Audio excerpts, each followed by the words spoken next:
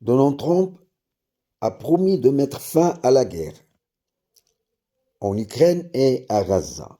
Depuis février 2022, la coalition militaire américano-européenne a livré à l'Ukraine armes sophistiquées, renseignements militaires, plus de 1200 sanctions économiques contre la Russie, mais sans succès. Par contre, la Russie a gagné plus de terrain en Ukraine et réalisant des exploits économiques.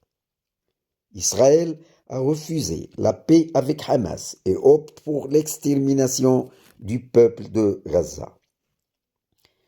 À son arrivée à la Maison-Blanche, Donald Trump a forcé Netanyahou à négocier la paix avec Hamas pour mettre fin à cette guerre, ce que Biden n'a pas pu faire.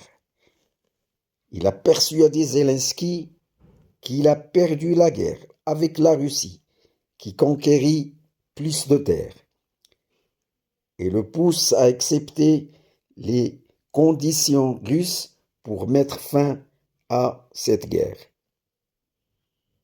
Avec Hamas, Donald Trump a vite rétracté ses déclarations de paix, un revirement agressif contre Hamas en proclamant la migration du peuple de Gaza et soutenant le non-respect du cessez-le-feu par Israël et le retour à la guerre.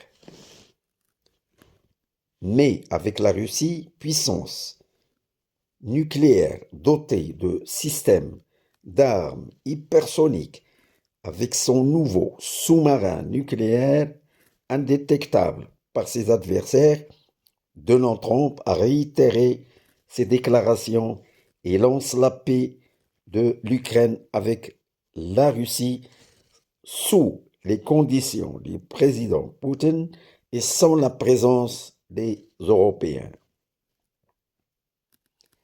Les voix du Parti républicain et celui de Zelensky s'élèvent pour nommer Donald Trump au prix Nobel 2025.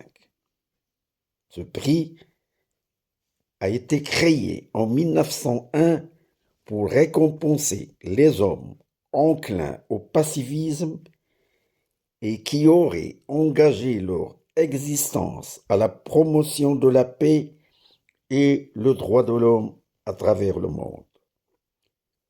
Donald Trump possède-t-il ces qualités? Non.